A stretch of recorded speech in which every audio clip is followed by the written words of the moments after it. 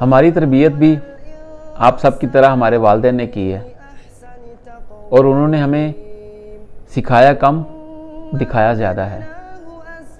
और सबसे बड़ी बात जो उन्होंने हमें दिखाई और सिखाई, मेहनत और हलाल का रिज़्क।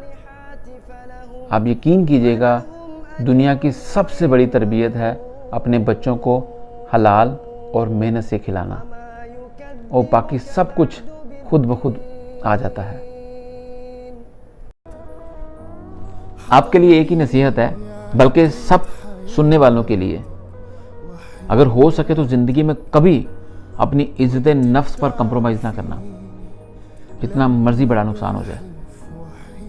ये मेरी अपनी ज़ात का एक्सपीरियंस है कि मैंने बहुत बड़े बड़े नुकसान भी फेस किए हैं, लेकिन अपनी इज़्ज़त नफ्स को कभी कंप्रोमाइज़ नहीं होने दिया उनको रिकवर करने के लिए।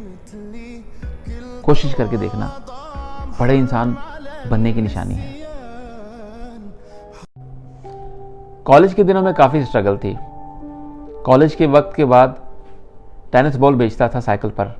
काफ़ी गर्मी होती थी, लेकिन 1-2 रुपए के प्रॉफिट के लिए मेहनत करनी पड़ती थी। किसी से सेल बेस पे लेता था और जाके बेचता था, और अक्सर नाकामी होती थी।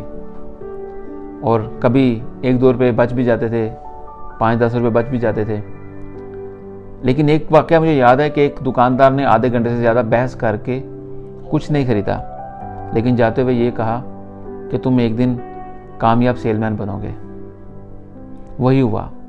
मेहनत की, कामयाबी देखी, बहुत कुछ बेचा, दुनिया का सफ़र किया, पैसा देखा, शोहरत देखी, पोजीशंस देखी।